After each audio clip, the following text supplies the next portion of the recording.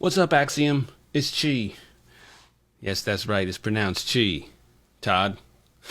I wanted to talk to you all because yesterday I was able to close my first deal. That's right. So, there's a check. I just wanted to talk a little bit about my story because for me, it's been really beneficial to hear about other people's stories here at Axiom. So I just wanted to talk a little bit about mine because maybe it'll be beneficial to somebody. So I came to Axiom after reading Todd's book, If You Can't Wholesale, and I started to implement some of the processes after reading that book. So I started on Craigslist. I was posting Craigslist ads primarily to get buyers. So I was targeting buyers in my ads. They were not directed at sellers. So about the third week into Axiom, I had a text message while I'm at work. I get this text. I'm looking at the text, and it's like, hey, I want you to make an offer on my house. It's in bad shape. It's actually my uncle's house, but it's in bad shape. So I started texting back, asking a few questions, set up a meeting that same day. We met at the house. I looked at it. When I arrived, he was kind of on the phone. He didn't have time. He ended up being the person that I communicated with because the uncle was in a retirement home, and the POA was a senior who did not want to come out in COVID. So I ended up having to deal with this younger gentleman who was the nephew of the owner. So there was a lot of back and forth between three different parties, and they brought an attorney. So there's four different people that I was having to try and communicate with. Really, I only ended up communicating with two. That is the nephew and the attorney. The POA and the owner I never spoke to. So that complicated things a little bit for me. So this whole thing was kind of an emotional roller coaster, just like Todd said. There were times when I was really nervous about it and times when I did not know exactly what I was doing, which is why some of you may have seen some of the questions that I had asked one of the calls, Zoom calls, and then I asked several questions in the group, and you can go back and see the questions that I asked on it. And Jesse and Todd and Jordan were helpful with those questions. So I was asked to make them an offer. And this young guy, he doesn't know, what his uncle wants. His uncle's not telling him. It was really difficult. So I basically just went to the buyer and asked my buyer. I was like, hey, buyer, how much would you need for this to be a good deal? And I had already comped it, and I knew the ARV was around 330-ish.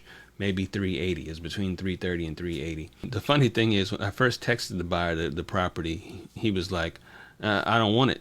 And I was like, okay. And he was like, yeah, it's double lines. And I had never heard this term double. What is double lines? And he was talking about the road. It's like on a main road that has double lines. So because it's on a main road, he was thinking it's not a good deal. But I already knew what neighborhood it was in.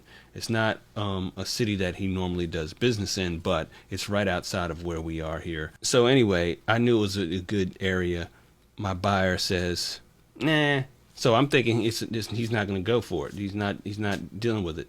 So I'm already immediately looking at other buyers. About 15 minutes later, I get another text, and he's like, 220. That's actually in a good neighborhood, which I already knew. So I'm like, good. So I got my number. Which then I was like thinking, okay, so how much should I offer?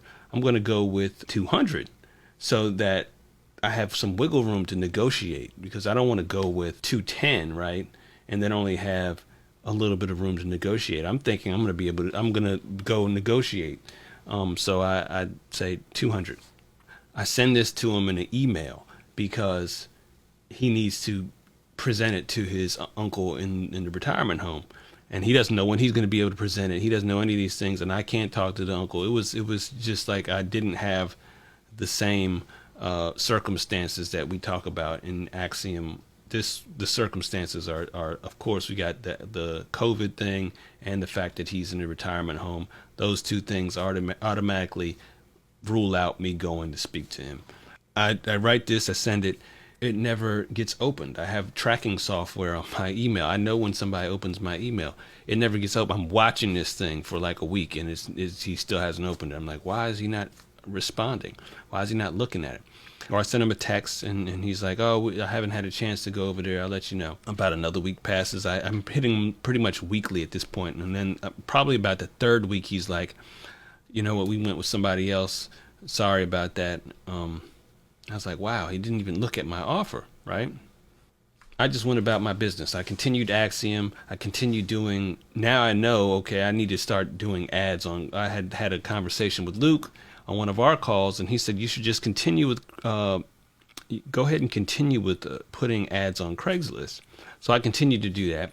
So I'm getting to week 7 in the training now, and I get an email from that offer. And he says, hey, is this offer still good? I need your number.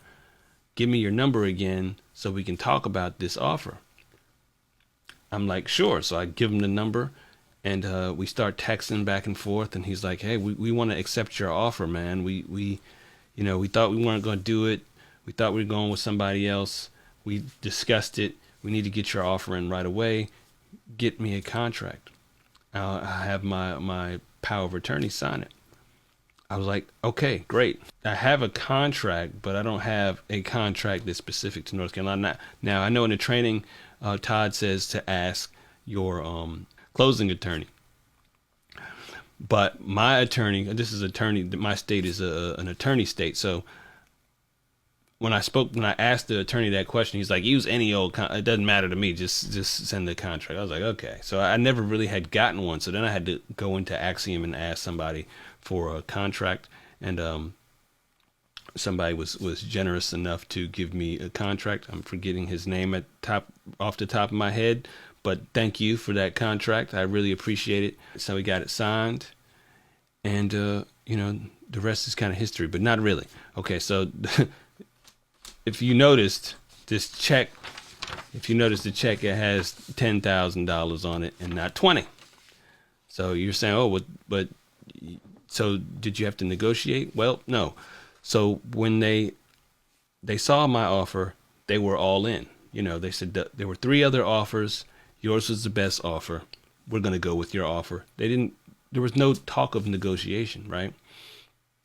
The problem was, a couple of days before closing, I get a text from one of the buyers who had one of his subcontractors or somebody come in there, and there was all the stuff on the floor in the house. It wasn't quite the hoarder house that Jesse showed us, but there was a lot of stuff on the floor, right? And in the kitchen primarily, there was just stuff all over the place.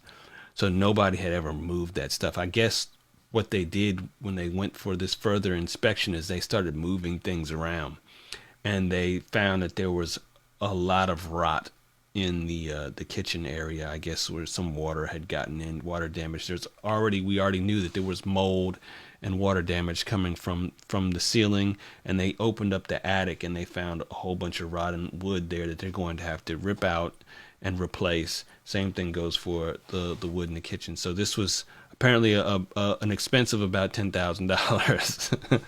So, my buyer saying, hey, reach out to your seller and see if they'll do anything to help us out with this. So I reached out to the attorney, said, hey, there's a problem in the kitchen and in the roof. There's a lot of wood that's going to need replacing. It's looking like it's going to cost about $10,000. Do you think that the seller will do anything? Now, I did this by email. A lot of this stuff is by email or by text a lot of times. And so he said, yeah, I'll ask. So then I go and I talk to the nephew, who was my primary contact throughout all of this whole thing, and I'm telling him what's going on. And he's like, you shouldn't do that because she's already panicking right now. This was like a couple of days before closing, and I already knew that she was very skeptical about this whole thing, and she was very on edge about a lot of it. I was constantly reminded of that throughout this whole ordeal. So I quickly wrote the attorney back, and I said, you know what, never mind. And I wrote my buyer back, and I said, I'm going to take the hit. We don't have to worry about talking to the seller. I'll take the $10,000 hit, and we'll do it like that. So the buyer was very happy about that because I think he just wanted somebody to help. I looked at his text message or afterwards, and he was like, do you think that they'll help out?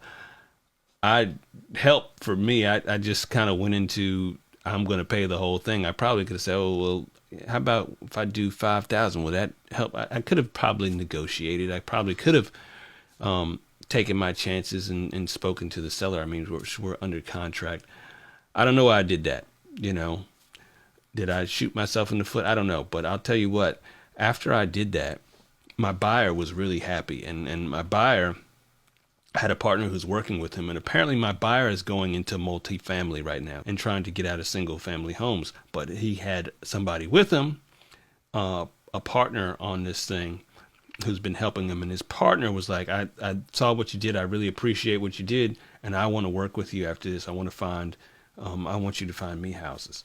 So I already know that this guy's kind of moving out of single family homes. And though he's would be probably my main buyer, it's like he's passing it on to his partner. So now I have gained, I guess, their trust. I've gotten rapport with them. So I've gotten this other buyer. So that was good. I mean, I look at it as a silver lining in this. And I also got invited to some of their events that they have around here. So that is good. I used the photography.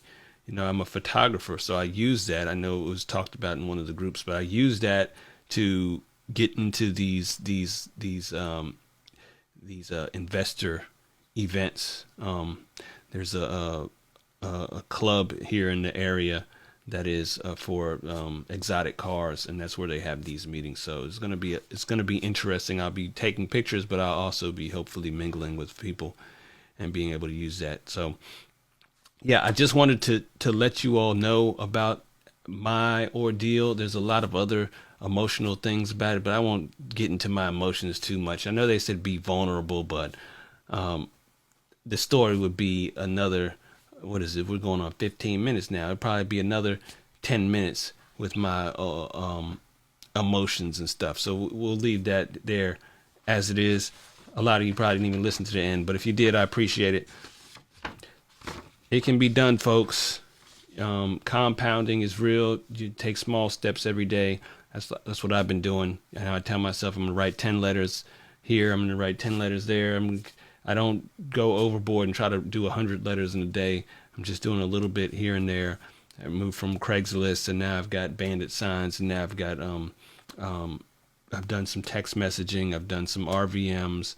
I'm just trying a few things here, just kind of test what works. I'm going to probably put all this money back into the business. I might buy a little something here or there, but for the most part, I'm going to put this back into marketing and see what happens. I think if I do a lot of marketing, that I should be able to see a lot more wins. And I hope to see a whole lot of wins from you all as well. Appreciate you listening. Appreciate Axiom. I appreciate you all so much. You don't even know. All right. Thank you.